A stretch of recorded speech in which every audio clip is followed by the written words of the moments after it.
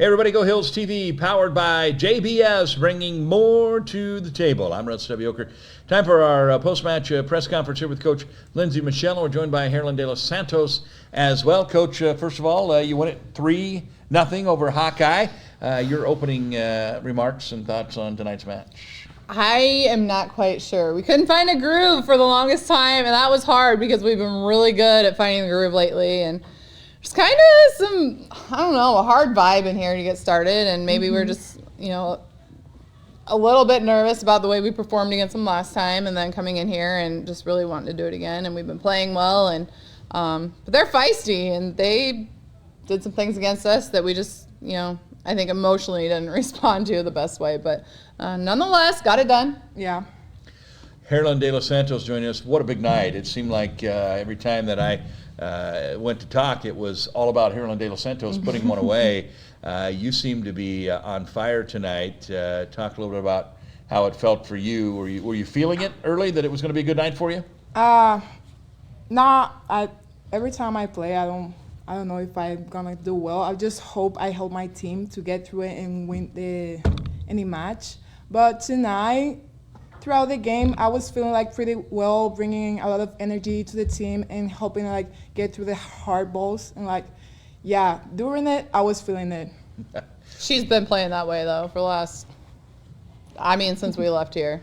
She's come on a lot since we've been on the road and comes through for us most times. Well, you've been on quite a road trip. I feel like I've had to just re-meet everybody. You guys have been gone so long from the Hellier Center. But so talk about her performance tonight and what you saw that she did well. I just feel like every night, the De Los Santos, that slide, it just gets higher and higher and more powerful and then more straight down. So she's really executing that really well. But some of these coaches are out here, they're after her. They know she's tall and long, and hopefully she'll be getting on some visits here pretty soon. But they just see how tall and long she is, and we know that we're glad she's on our team as far as the defensive side as well. So Maggie Paiva had a good night at the service line. She had put us on some pretty good runs. She's got to keep going on those runs. Sometimes she gets out there and is a one and done, and that's not good enough because she does have a very lethal serve. So, we'll keep practicing serving, that S word that we aren't supposed to talk about. Oh, that's right. We're supposed to ignore that there's a serving part of the game. That's right. But when Maggie gets on, she's on fire, and it really brings a lot to what we're doing and our momentum and. Yeah. So you're sitting here at 36-2, and just a couple of regular season matches left. If you looked at this right now, obviously there's a lot of excitement, a lot of buzz around this team. What are some areas that you feel like if you could just snap your fingers and tighten up, what would they be? The energy, because we've battled off, a lot of 5-set matches and things like that, but I just feel that if we just came out and with the highest of energy every time, everything would be so easy. So just everybody showing up from the get-go and finding the tempo that we like to play right away. And usually once we find that, we get settled in and really comfortable and solid. So finding that, but there's always more to work on. And I think we can start that. We talk a lot about Sasha getting to be very vocal in the back row, and just peeling the layers out of there with communication and communicating. So, Herlin, the second set, we were down most of the set, down I think 20-15 at one point, and then we made a run. Talk to me about that set and what happened late that we were able to turn the switch and get the win. I would say it was so much stressful. I was hoping, please, let's get that next ball. I thought all I can do is bring energy to the team so everybody can do a good play, even if I'm not making any points, but I'm bringing my teammates up, and they can make a great play. So on that set, I was thinking energy, get excited. That was all I was thinking, and that really helped because we did a really long run on the points, and we got up. It did. It's that spark that lights, and it gets everybody going. So, yeah. So, as a coach, how do you decide how long you let it go before you take that time out?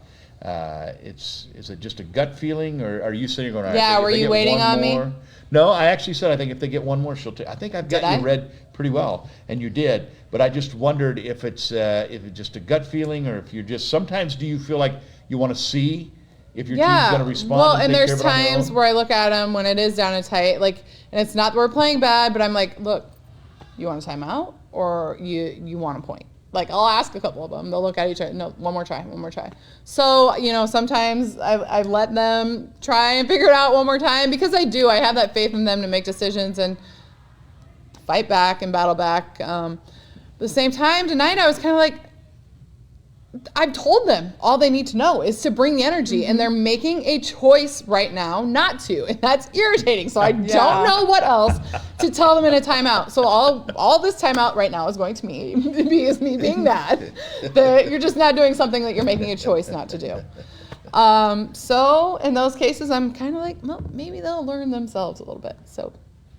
Well, you've got a nice mixture of, we're still haven't cleared the COVID situation, so you have some young ladies like Carolyn and Genevieve Lee and a few others that this is their third year, but then you also have, and Kinga and El Scat that are brand new to the program. So you've got a nice mixture of experience and maybe girls that are still learning and, your system in that, which has obviously worked. I mean, you're at the end of the day, we talk about energy, but you're 36-2 right now. That's pretty There's good. not a lot more that I can tell them other than aggressive when we get soft and bring the energy. Look around.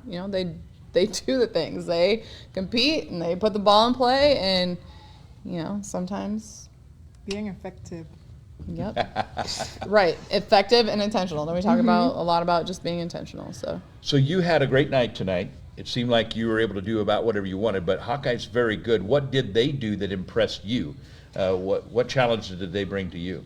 Their defense, the way they put the ball up, even from the block.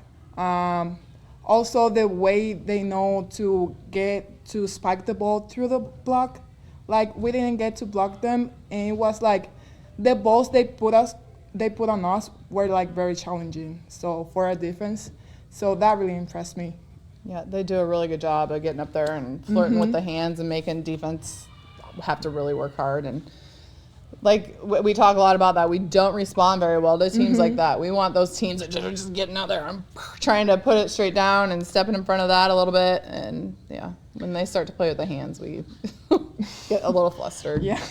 Well, I certainly had Harlan as my player of the night, but I thought maybe the play of the night, what a play by Leilani in that second set, the dive, and how she got that the was spin game, make on or that break. ball to get it over the net.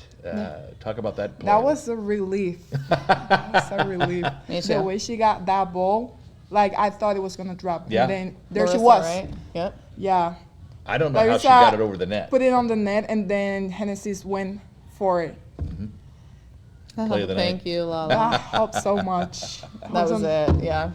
All right, Coach, just 2 regular season matches left, and then we head into the postseason. You got to go to DMAC. What do you know about them? DMAC, they're going to be a lot like this team tonight. We played them early on, so they've changed a lot. So you can't even really kind of go by the playbook from that opening night early on in August. But scrappy girls that are going to go up and, again, flirt with the hands because that's all the choice that they're going to have, I think. But it's always a battle. We like to go 5 sets with DMAC and for some reason. But hopefully we can get it done. All right, Warriors get it done tonight. 3-0. Run the record to 36-2. We will see them one more time at home against Marshalltown in the last regular season match of the year. That's going to do it for us from the entire Go Hills crew. I'm Russ W. Oker. Thanks for watching.